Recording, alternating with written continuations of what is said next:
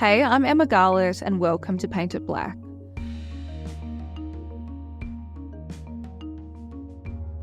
The stories we are told and the words which we choose to document in history tells us far more than just the words which appear on the page.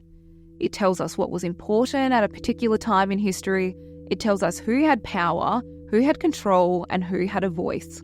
Stories can shape our way of thinking, behaving, and decision-making. Walk through the Louvre, the British Museum, or the Smithsonian, and you will see history curated through stories.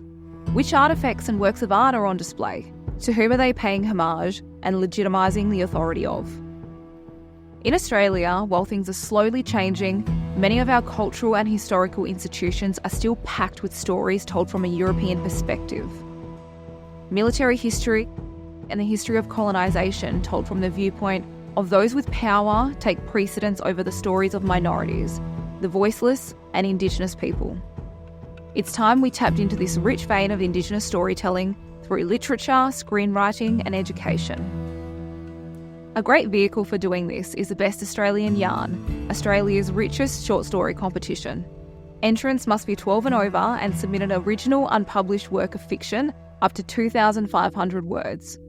This year, the major winner will receive $50,000, the runner-up $4,000, and category winners $3,000 each.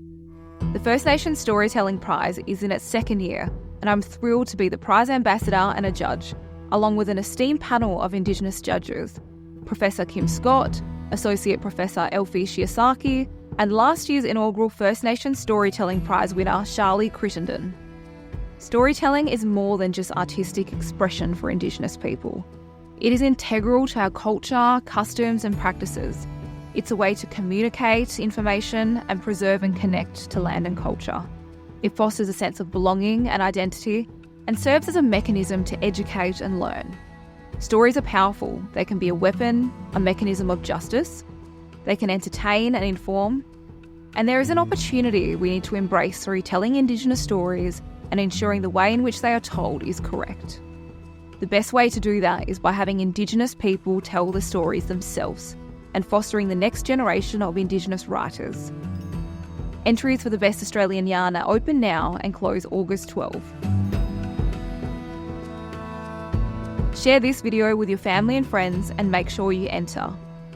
Thanks for watching Painted Blak with me, Emma Garlett. Don't forget to subscribe so you never miss an episode.